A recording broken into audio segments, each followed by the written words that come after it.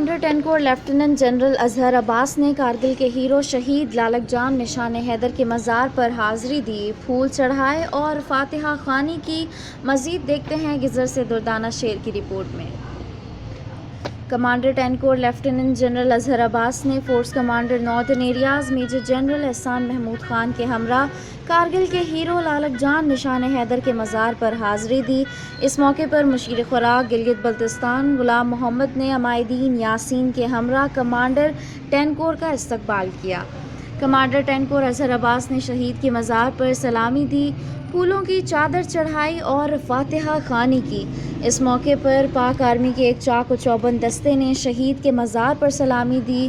مزار پر موجود عمائدین یاسین سے اپنے مختصر سے خطاب میں commander 10 corps lieutenant general Azhar Abbas نے کہا کہ حوالدار لالک جان پاکستان کے بہادر سپوت اور ہماری قوم کے ہیرو ہیں۔ پوری قوم کو لالک جان کی بہادری پر فخر ہے۔ انہوں نے کہا کہ مجھے یہاں آ کر خوشگوار حیرت ہوئی کہ ہمارا قومی ہیرو لالک جان اس خوبصورت علاقے میں پیدا ہوئے۔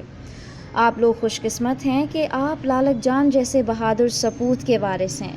آپ کے علاقے میں تعلیم اور دیگر خوشحالی اس نیک سیرت شہید کی بدولت ہے۔ میں وعدہ کرتا ہوں بہت جلد دوبارہ آپ کے پاس آؤں گا۔ اس موقع پر force commander northern areas major general Ehsan Mahmood Khan نے کہا کہ سرزمین یاسین نہ صرف بہادروں کا علاقہ ہے بلکہ یاسین کی عوام سب سے زیادہ محب الوطن لوگ اور سچے پاکستانی ہیں۔